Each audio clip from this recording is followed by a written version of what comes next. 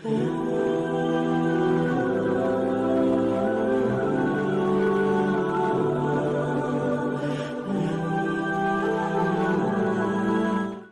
موقع پر نبی پاک صلی اللہ تعالیٰ علیہ وسلم نے ارادہ فرمایا کہ حضرت علی کو اپنا نائب بنا کے مدینہ منورہ میں چھوڑ کے جایا جائے۔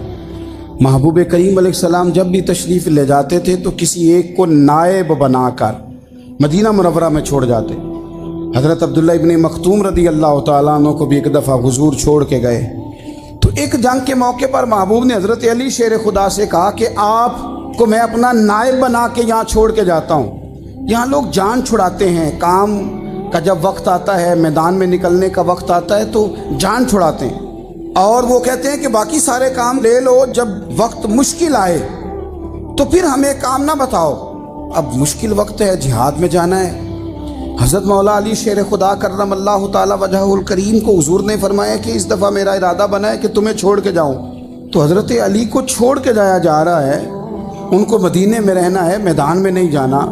عام آدمی کتنا پسند کرتا ہے کہ میں آرام سے رہوں گا، لیکن حضرت علی کو اتنا شوق تھا میدان جہاد کا، اتنی تڑپ تھی ان کے دل کے اندر کہ عرض کرنے لگے یا رسول اللہ صلی اللہ تعالی علیہ وسلم، رو پڑے، کہنے لگے حضور ساری دنیا میدان میں جہاد کرے گی اور میں یہاں عورتوں اور بچوں کے پاس رہوں گا، میں یہاں عورتوں اور بچوں کے بیچ وقت گزاروں، حضور مجھے لے کے جائیں۔ تو وہاں بھی حضور نے محبت کی بات سمجھائی، فرمایا علی جب حضرت موسیٰ کوہ طور پہ گئے تھے تو اپنے بھائی جناب ہارون کو چھوڑ گئے تھے، تو تم بھی تو میرے لیے اسی طرح ہو نا جس طرح موسیٰ کے لیے ہارون تھے۔ لیکن فرمایا یہ یاد رکھنا میرے بعد نبی کوئی نہیں، حضرت موسیٰ بھی نبی ہیں اور جناب ہارون بھی نبی ہیں علیہم السلام، لیکن وہ انہیں چھوڑ کے گئے تھے، میں تمہیں چھوڑ کے جا رہا ہوں۔ کہ ایک بات اپنے ذہن کے اندر بٹھانا کہ میرے بعد کوئی نبی نہیں آئے گا۔ تو ایک شخص تھا عمر بن عبد ود، 90 سال کا بوڑھا، لیکن جب تلوار لے کے میدان میں آتا تھا تو 1000 آدمی کے مقابلے میں لڑتا تھا، اور لوگ جگہ جگہ یہ کہتے تھے تو تو اس طرح ہے جس طرح عمر بن عبد ود لوگوں کو ڈراتا ہے، تو اس طرح ہو گیا۔ یہ اس کے ارد گرد کے لوگ اس کی مثالیں دیتے تھے۔ جنگ خندق جب ہو رہی تھی تو یہ مقابلے میں آ گیا، تو حضرت علی المرتضیٰ شیر خدا کرم اللہ تعالی وجہ الکریم بھی تشریف فرما تھے۔ اب پورے عرب کے اندر اس کے بارے میں یہ کہا جاتا تھا کہ اس سے نہ لڑو، وہ تو خونخوار ہے، وہ تو درندہ ہے، وہ تو جنگلی شیر کی طرح آتا ہے، وہ تو کاٹ کھانے کو دوڑتا ہے، اس سے کون لڑے۔ ایک خیال تھا، اور وہ پراپوگنڈا بعض اوقات اتنا زیادہ کسی کے بارے میں ہوتا ہے کہ ذہن میں بچے لوگ آتے ہیں نا بچہ دم کرانے کے لیے تو کہتے ہیں پیر صاحب بڑا ضدی ہے، کسی کی بات نہیں مانتا، باقی بچے ٹھیک تھے، یہ تو بڑا ہی نالائق نکل آیا ہے۔ تو میں کہتا ہوں کہ آپ اس کے سامنے یہ والی باتیں نہ کریں، یہ پکا ہو جائے گا کہ میں ضدی ہوں۔ تو آپ ذہن بنا رہے ہیں اس کا کہ تو اس طرح کا ہے، ذہن بنا دیا لوگوں نے کہ عمر ابن عبد ود کے مقابلے میں کوئی نہیں آ سکتا۔ خندق میں یہ آیا، اس نے للکارا مسلمانوں کو، آؤ وہ تمہاری جنت کدھر ہے جس کے بارے میں تم کہتے ہو کہ ہم شہید ہوں گے، تو آؤ میرے مقابلے میں نکلو۔ جب اس نے پہلی دفعہ للکارا تو ابھی بات ختم نہیں ہوئی تھی کہ مولا علی تلوار لے کے اللہ اکبر کہتے کھڑے ہو گئے۔ حضور نے فرمایا بیٹھ جاؤ، حضرت علی پھر بیٹھ گئے۔ وہ پھر پکارا اٹھو کوئی میرے مقابلے میں، تو مولا علی شیر خدا پھر کھڑے ہو گئے، پھر کھڑے ہو گئے۔ حضور نے فرمایا بیٹھ جا۔ ایک شخص نے کہا علی یہ عمر بن عبد ود ہیں، فرمایا مجھے پتہ ہے۔ نہیں سمجھے آپ بات، میں آپ کو سمجھا کے لایا ہوں پیچھے سے کہ پراپوگنڈا کرتے ہیں نا لوگ، ہو آگے نہ جانا، یہاں کرنٹ بڑا زیادہ ہے، وولٹیج بڑے سخت ہیں، تو آگے نہ بڑھنا۔ بھائی کیا ہو جائے گا، اٹھ باندھ کمر کیوں ڈرتا ہے، پھر دیکھ خدا کیا کرتا ہے۔ حضرت علی تیسری دفعہ اس نے کہا نا ہے کوئی، تو حضرت علی پھر اٹھے۔ اب تو رسول پاک صلی اللہ تعالی علیہ وسلم نے تھپکی دی۔ بعض جگہ یہ ہے کہ حضور نے خود تلوار تھمائی، سر پہ امامہ باندھا، اور حضور نے فتح یابی کی دعا فرمائی۔ حضرت علی گھوڑے پہ بیٹھے نکلے، اور جب اس کے سامنے گئے تو جا کے کہنے لگا میرا پتہ ہے۔ حضرت علی فرمانے لگے تو اپنا چھوڑ، میرا پتہ ہے تجھے، مجھے تو جانتا ہے۔ کہنے لگا میں 1000 کے مقابلے میں اکیلا لڑتا ہوں۔ حضرت علی شیر خدا فرمانے لگے پتہ نہیں تو کن سے لڑتا رہا ہے، جانے وہ کون ہے جن سے تو لڑتا رہا ہے، وہ کون 1000 تھے جو تیرے مقابلے میں آتے تھے، पता नहीं। तो कहने लगा मेरा नाम मेरी माँ ने अमर बिन अब्द वुद रखा है। फरमाया छोड़ तू, मेरी माँ ने मेरा नाम हैदर रखा है। कहने लगा तेरी उम्र छोटी है, कोई बड़ा ला। फरमाने लगे ये तो जब पंजे में पंजा मिलेगा तो पता चलेगा उम्र किसकी छोटी है। अभी तू कहानियों से मुतासर करना चाहता है, तू चाहता है कि तू प्रेशर डाले और मैं तेरी बात सुनूं, तो मुकाबले में आ, डींगे ना मार, कहानियां ना सुना। दीवारें हिलती रहती हैं और दर कांप जाता है। अली का नाम सुन के अब भी खैबर कांप जाता है। तू मुकाबले में आ, तू बातें बना रहा है, कहानियां सुना रहा है। वो कहने लगा तू बच्चा है, मैं चाहता नहीं तेरा खून बहाऊं। तो हज़रत अली कहने लगे मैं बड़े दिन से परेशान हूँ कि किसी बेईमान का खून बहाया क्यों नहीं, मेरा बड़ा दिल कर रहा है तेरा खून बहाऊं। उसने बड़ी ज़ोरदार ज़रब लगाई, गुस्से में इतना पागल हुआ, क्योंकि उसके बारे में मारूफ था कि वैश्य मिजाज आदमी, इतना सख्त पागल हुआ गुस्से में, उसने अपने घोड़े के पैर काट डाले। पहले तलवार घोड़े को दे मारी, उसको काट के दौड़ा। ये क्यों करते थे लोग, अरब के लोग उस वक्त ये काम करते थे कि हमने घोड़ा ही मार डाला है ताकि हम भाग ना सके। कहते ना कश्तियां जला दी हैं कि अब वापस जाने का रास्ता ही बंद हो जाए। घोड़े के पैर काट डाले कि भागना नहीं। और बड़ी जोर से उसने ज़रब लगाई हजरत अली पर। हजरत अली ने जब रोकी तो वो ढाल टूट गई हजरत मौला अली की, और आपके इमामे को उसकी तलवार भी लगी। आपने फरमाया दिखा लिया तूने जोर, अब मेरी बारी है। हजरत मौला अली शेर खुदा का कद बज़ाहिर छोटा था। सहाबा कहते हैं हम दूर से देख रहे थे, अल्लाहु अकबर कह के थोड़ा सा जमीन से वो उठे, थोड़ा सा उठे, और फिर दोबारा नहीं उन्हें तलवार चलानी पड़ी। एक ही ज़रब लगाई और उसके दो टुकड़े करके उसे ज़मीन पे फेंक दिए। तो अजीज़ दोस्त, आप याद रखेंगे इस बात को कि अपनी ज़िंदगी के अंदर मरूब होना छोड़ दें, रोब में आओ। तातारियों ने मुसलमानों को मरूब कर लिया था, रोब डाल लिया था कि हम बहुत बड़े लोग हैं। यही आज हमारे साथ बहुत सारे लोग करते हैं, दिलों में रोब आ जाता है, अमीर रिश्तेदार का, फलाने का, फलाने का, फिर वो जो मर्जी करता है। तातारियों की एक बीबी, वो क्या करती, वो 9-10 मुसलमान नौजवानों को सड़क पे खड़ा कर जाती, कहती इधर खड़े होना, मेरे आने तक हिलना ना। जवान है लेकिन रोब है ना कि ये बड़े वैशी हैं। अकेली बीबी अंदर जाती, तलवार ले आती, और वो खड़े हैं, वो भागे भी नहीं, इतना डर गए, टांगे कांप रही हैं, भागने की भी जरूरत नहीं कर रहे। तसल्ली से गई है, तलवार लेके आई है, और उसने 9 जवान मुसलमानों के गले काट दिए। इस रोब से निकले बाहर, नौजवानों से कहते हो निकलो।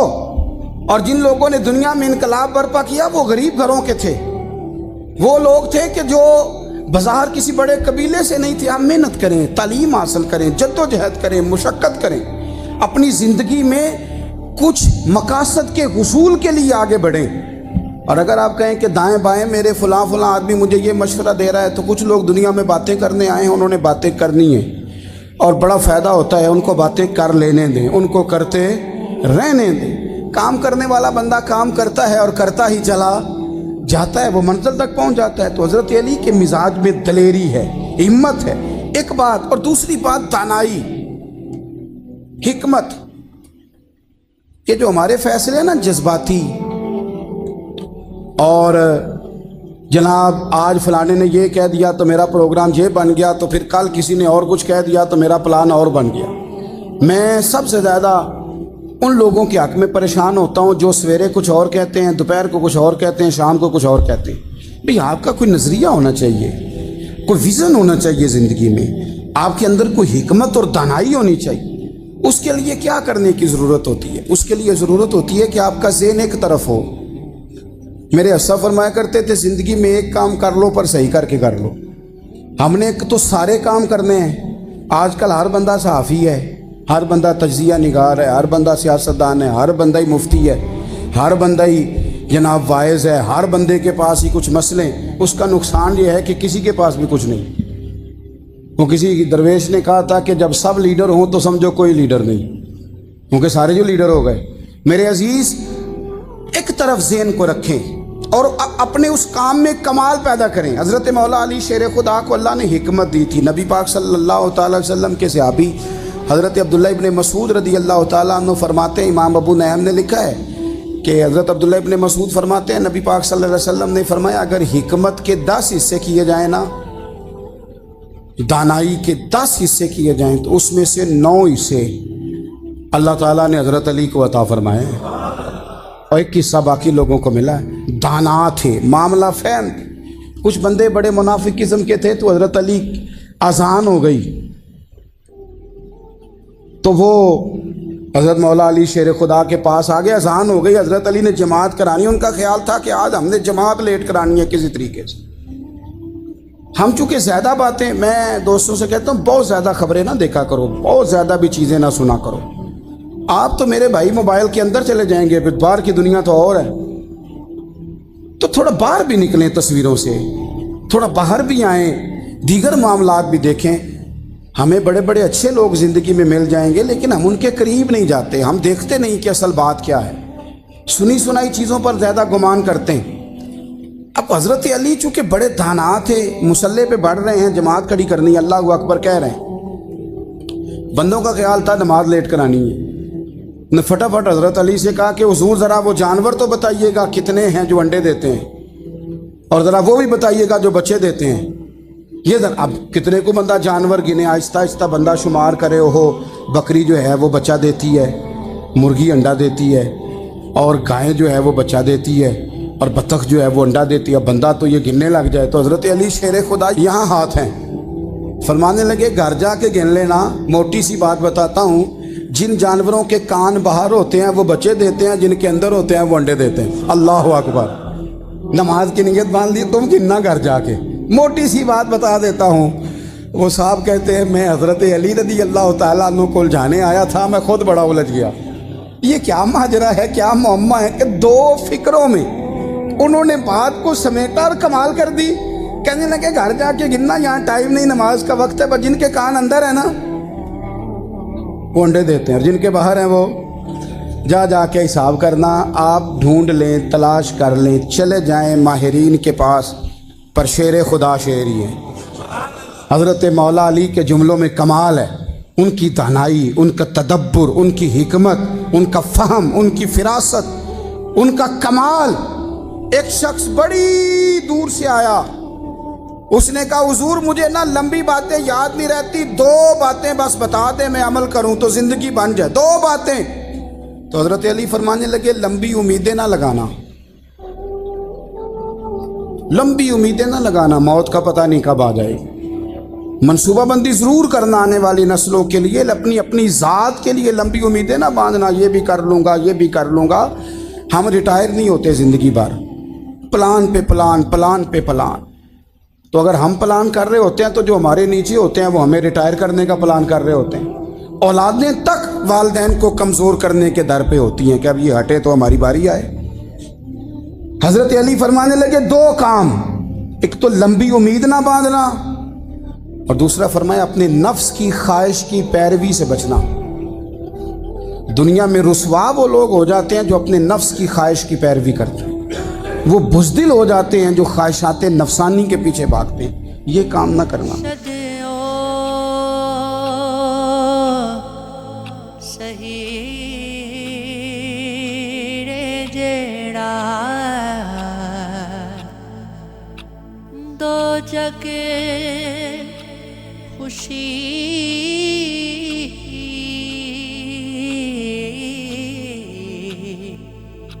दिखावे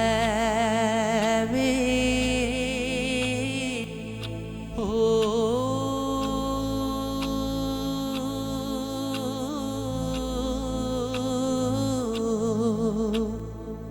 अव्वल गम टुकड़े दा मीटे रब दा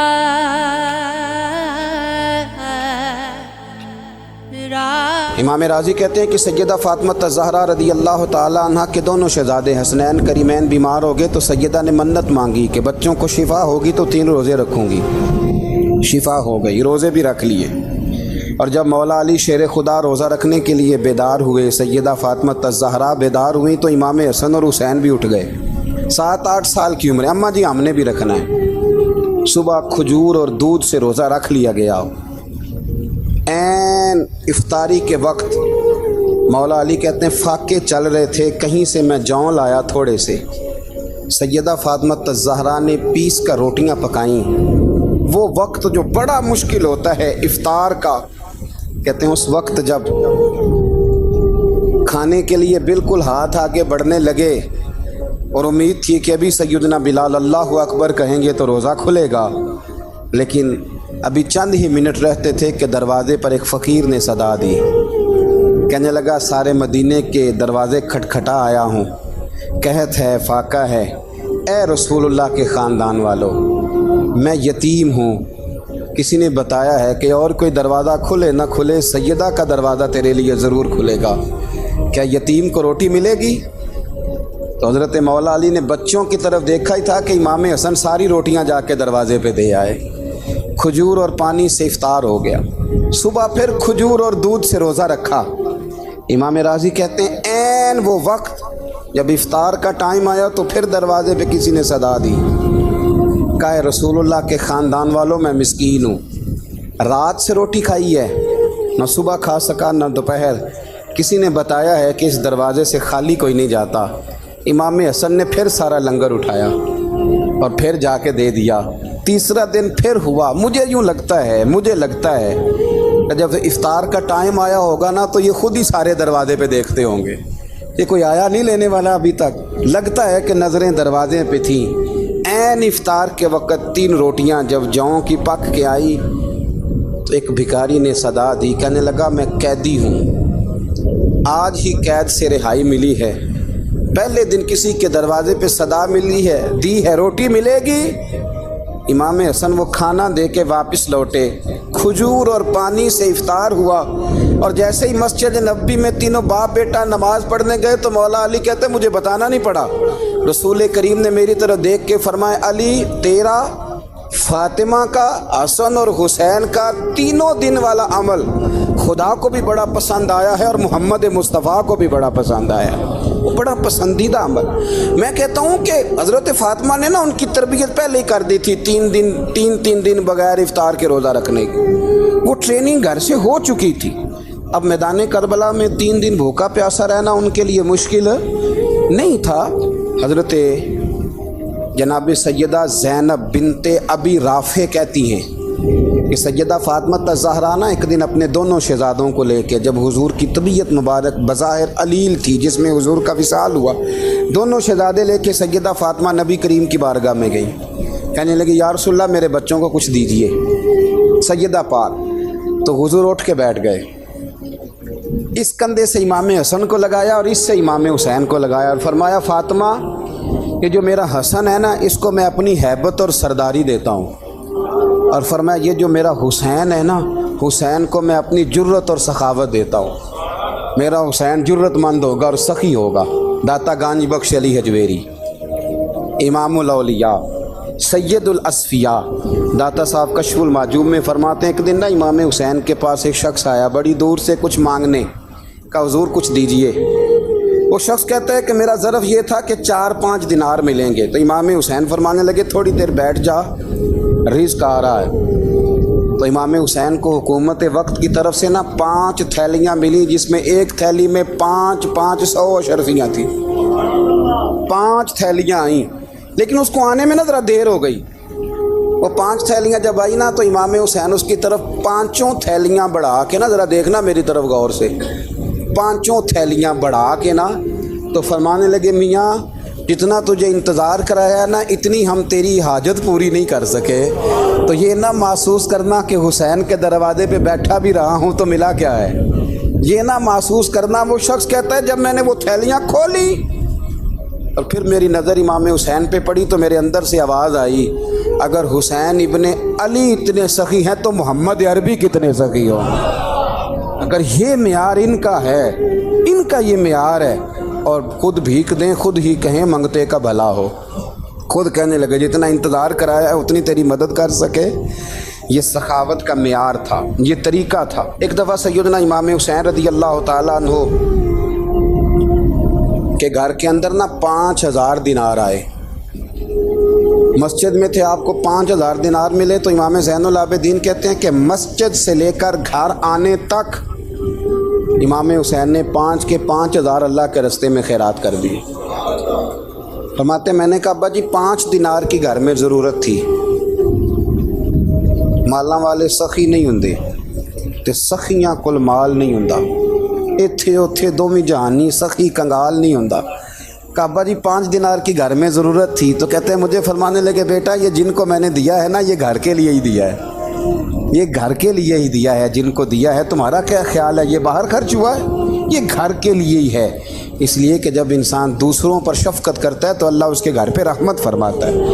امام حسین کے مزاج میں پہلی بات میں نے ذوق عبادت کی عرض کی، دوسری بات عرض کر رہا ہوں کہ صحابہ حضرت اسامہ بن زید بڑے پیارے ہیں میرے نبی کریم کے، بڑے پیارے۔ حضرت اسامہ بن زید کے بارے میں سیدہ عائشہ صدیقہ فرماتی ہیں ان کے ناک سے اگر رینٹھ نکلتی تھی تو اللہ کے رسول اپنے دست مبارک سے صاف کر دیتے تھے، اور سرکار فرماتے تھے کہ اگر اسامہ لڑکی ہوتا نا، ان کے غلام کے بیٹے تھے حضرت زید بن عامر، اگر یہ لڑکی ہوتا میں اسے زیور پہناتا۔ بڑے پیارے تھے، لیکن جب ان کا آخری وقت آیا نا تو 60,000 دینار کا قرضہ تھا، رشتہ داروں سے کہا، دوستوں سے کہا، یاروں سے کہا، پر قرض ادا نہیں ہو رہا تھا۔ حضرت اسامہ بن زید کہتے ہیں بڑا پریشان تھا۔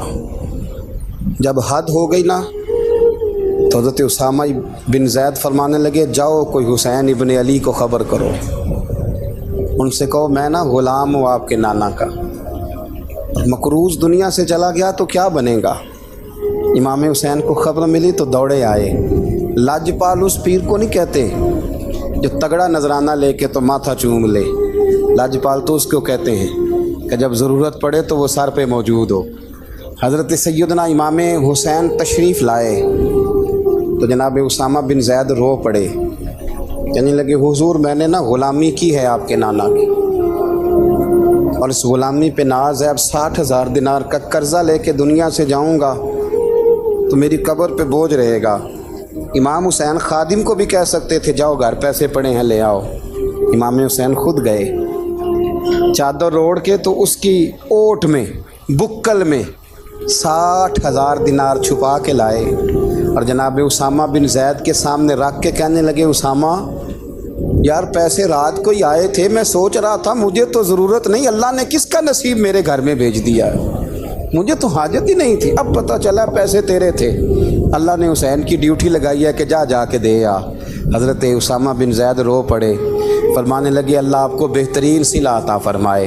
امام بڑا ہی پیار کرتے تھے، گھوڑے پہ جا رہے تھے، کچھ فقیر غریب لوگ بیٹھ کے روٹی کھا رہے تھے، کہاں رہے تھے سڑک کے کنارے، تو امام زین العابدین فرماتے ہیں کہ جب امام حسین گزرے تو انہوں نے آواز دی حضور دل کرتا ہے ہمارے ساتھ بیٹھ کے روٹی کھائیں۔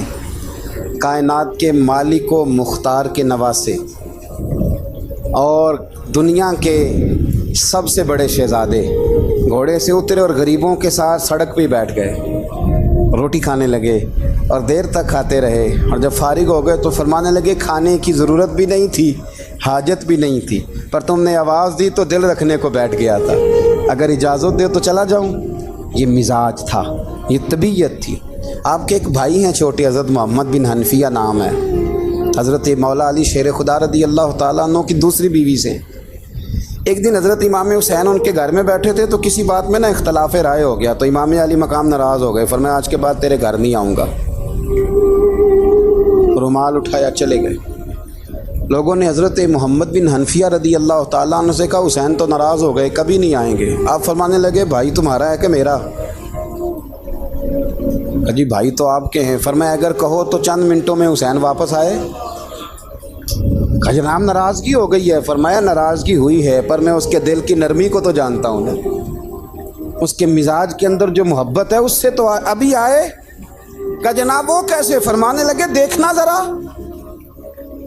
تو امام حسین نے خط لکھا، حضرت محمد بن حنفیہ نے رکا لکھا، کہنے لگے حسین میرے باپ کا نام بھی علی ہے اور آپ کے باپ کا نام بھی علی ہے، پر ایک فضیلت ایسی ہے جس میں آپ کا مقابلہ نہیں کر سکتا، وہ یہ ہے کہ آپ سیدہ فاطمہ تو زہرا کے لال ہیں، اب محمد مصطفیٰ علیہ السلام کے نواسے ہیں۔ کہنے لگے بھائی جان آپ نے نانا جان کی وہ حدیث تو سنی ہوگی کہ دو لوگ ناراض ہو جائیں تو جو صلح پہلے کرے جنت میں پہلے جائے گا۔ فرمانے لگے دل میرا کر رہا تھا کہ پہلے صلح کر لوں، लेकिन फिर बड़े भाई को पुश्त करूँगा जन्नत में जाते हुए, ये भी तो बेअदबी है ना। अब ख़त मैंने लिख दिया है, आपका जो इरादा हो। इमाम हुसैन ने ख़त पढ़ा तो आंखों में आंसू आ गए। फिर से रुमाल उठाया, बच्चे पूछने लगे कहाँ जा रहे हैं? कहा भाई के घर जा रहा हूँ। कहा आप तो नाराज़ थे? फरमाया था नाराज़, पर है तो मेरा भाई ना। हो गई बात ख़त्म। बड़ी दिल में नरमी, तबीयत में सोज, लहजे में गुदाज। हज़रत अमीर माविया रज़ी अल्लाह ताला अन्हु ने एक शख्स को भेजा मदीना मुनव्वरा शाम से, तो उसने कहा मैंने इमाम हुसैन से मिलना है, तारुफ क्या है? जनाब अमीर माविया फरमाने लगे मस्जिद नबी में जाना जिसके गिर्द लोग सबसे ज़्यादा अदब से बैठे हों और जिसकी बातें सबसे ज़्यादा मीठी हों और जिसकी नज़रें सबसे ज़्यादा झुकी हों और जिसके चेहरे पर तुम्हें सबसे ज़्यादा वक़ार नज़र आए, वही अली के बेटे हुसैन होंगे। जो सबसे ज़्यादा तुम्हें वहाँ माहौल के अंदर जो शख्स नज़र आए, पूछने की ज़रूरत नहीं पड़ेगी। वो शख्स कहता मैं मदीने आया तो मैंने वाकई एक शख्स को देखा, शहद के गिर्द मक्खियों का इतना हुजूम नहीं होता जितना इमाम हुसैन के गिर्द रसूलुल्लाह के ग़ुलामों का हुजूम था, लेकिन नज़रें झुकी हुई, बातें मीठी, लहजा गुदाज गुदाज, लफ्ज़ों में रानाई। और लोग कई बातें पूछते तो अली के साहिबजादे एक का जुमला बोलते तो लगता ये कि वो जुमला सीधा दिल में उतरता चला जाता है। इमाम अली मकाम के किरदार में ना कुछ बातें बड़ी ज़्यादा थी, बहुत ज़्यादा थी, बड़ा हुस्न था। एक बात तो ये थी इमाम हुसैन रज़ी अल्लाह ताला अन्हु का इल्म व फ़ज़ल बड़ा कमाल का था। एक दफ़ा सहाबा में मसला बन गया कि बच्चा पैदा होता है तो इसका वजीफ़ा कैसे लगाना है। इमाम हुसैन का इल्म व फ़ज़ल बता रहा हूँ, इल्म व फ़ज़ल। तो बात बड़ी पेचीदा हो गई।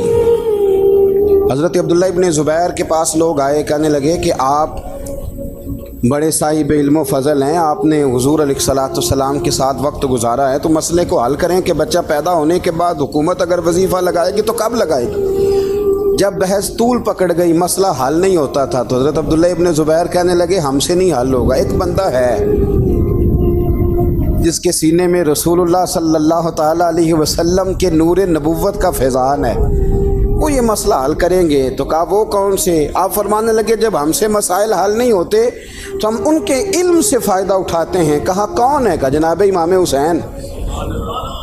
तो लोग हज़रत इमाम हुसैन के पास गए, कहा हज़रत ये एक मसला उलझ गया है कि बच्चा पैदा हो तो वजीफ़ा कब लगाना है। फरमाया उलझने वाली बात ही कोई नहीं, पैदा होने के बाद जब वो पहली दफ़ा आवाज़ निकाले तो उसका वजीफ़ा लगा दो।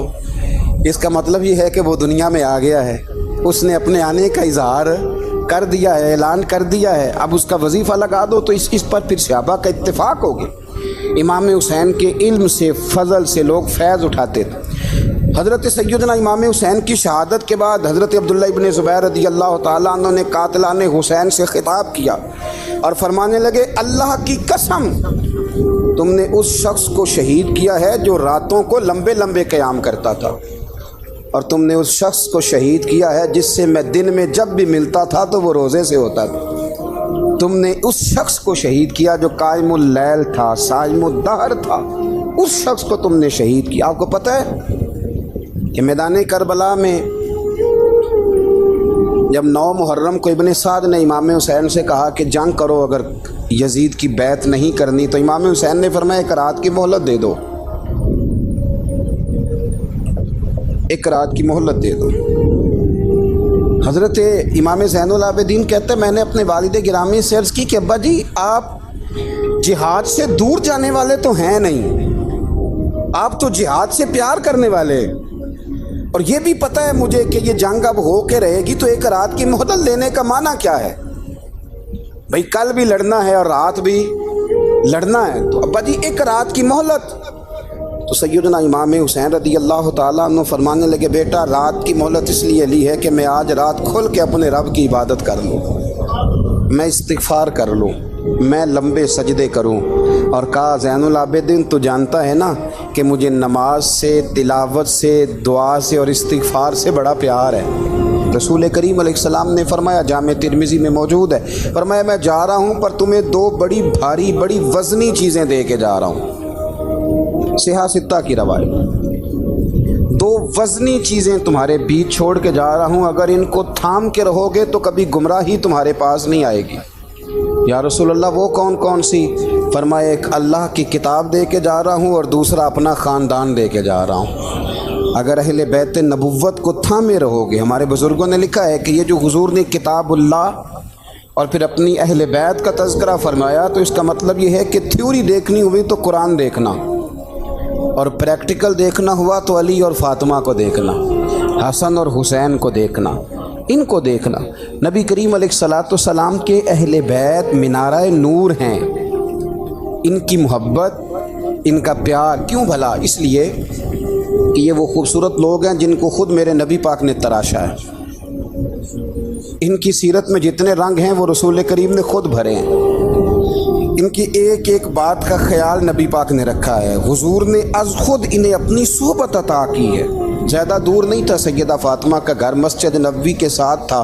اللہ کے رسول دن میں 2 دفعہ جایا کرتے تھے، پھر بھی کبھی کبھی فرماتے فاطمہ میرا دل کرتا ہے آج میں رات تیرے گھر میں قیام کروں۔ تو سیدہ فاطمہ الزہرا فرماتی ہیں کہ آمنہ کے لال اس طرح بھی میرے گھر میں قیام کرتے تھے کہ حضور چارپائی پہ لیٹتے تھے تو ایک کندھے پہ امام حسن کا سر ہوتا تھا اور دوسرے پہ امام حسین کا سر اقدس ہوتا تھا، اور فرماتی ہیں رات کو کبھی حسنین کریمین دودھ مانگتے تو میں اٹھتی دودھ دینے کے لیے، تو حضور فرماتے لیٹ جاؤ آج میرے ساتھ سوئے ہیں تو دودھ بھی میں ہی پلاؤں گا۔ تو محبوب اٹھتے ان کے لیے دودھ لاتے برتن سے نکال کے، حضور نے انہیں وقت دیا اور پھر ان کی چھوٹی چھوٹی چیزوں کا خیال رکھا۔ صحیح بخاری میں موجود ہے، تربیت پر توجہ دی۔ امام حسین تشریف لائے، ابھی عمر مبارک 7 سال کے قریب تھی، مسجد نبوی میں صدقے کی کھجوروں کا ڈھیر لگا ہوا تھا۔ چھوٹا بچہ جو ہوتا ہے نابالغ، اس پر شریعت کے احکامات نہیں آتے۔ صدقے کی کھجوروں کا ڈھیر تھا مسجد نبوی میں۔ یہ تربیت ہے، یہ ٹریننگ ہے جو اللہ کے محبوب نے خود انہیں عطا فرمائی۔ صدقے کی کھجوروں کا ڈھیر تھا، امام حسین حضور کے ساتھ آئے تو امام علی مقام نے ایک کھجور اٹھا کے منہ میں رکھ لی۔ شارحین نے لکھا ہے لگتا یہ ہے کہ کئی دنوں کی بھوک تھی، کیونکہ یہ فاقہ اہل بیت کا بڑا محبوب ہے۔ مجبور نہیں تھے، وہ تو خزانوں کے مالک تھے، پر غریبوں سے محبت کی وجہ سے فاقے کیا کرتے تھے۔ یہ ان کی پسند ہے فاقہ کرنا۔ تو ایک کھجور امام علی مقام نے رکھ لی تو اللہ کے رسول نے گلے میں انگلی ڈال کے نکال دی، تو فرمایا حسین یہ صدقہ ہے، یہ میری اہل بیت کے لیے درست نہیں ہے۔ حضور نے خود تربیت کی، اور پھر سیدہ فاطمہ الزہرا نے اپنے بچوں کو تراشا، ان پر محنت کی۔ میں اکثر گزارش کرتا ہوں دوستوں سے، میں کہتا ہوں کربلا کا واقعہ کوئی حادثاتی نہیں ہے، اس کے پیچھے پوری ایک لاجک ہے، اس کے پیچھے پورا ایک فلسفہ ہے۔ ایسے ہی کوئی آدمی 3 دن بھوکا پیاسا رہ سکتا ہے؟ کسی آدمی کو صبح اس نے کھانا کھایا اور شام تک کھانا نہ ملے تو ٹانگیں کانپتی ہیں۔ رمضان المبارک میں عبادت کی نیت سے روزہ رکھنے والے بھی شام کو بڑے پریشان ہو جاتے ہیں، اور مسلسل 3 دن کھانا نہ کھایا جائے اور پانی نہ پیا جائے، اور حال یہ ہے کہ وہی آدمی تلوار لے کے میدان میں نکلے اور اس کی حالت یہ ہو کہ لوگ اس کے آگے دوڑنا شروع کر دیں، ہزاروں کی فوجیں تاب نہ لا سکیں۔ علی کا گھر بھی وہ گھر ہے کہ جس گھر کا ہر ایک بچہ جسے دیکھو وہی شیر خدا معلوم ہوتا ہے۔ مرشد او صحیح رے جیڑا دو جگ خوشی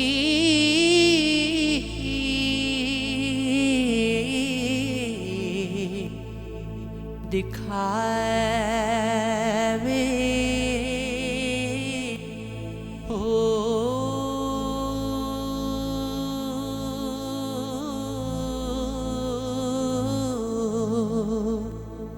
اول غم ٹکڑے دامینتے رب دا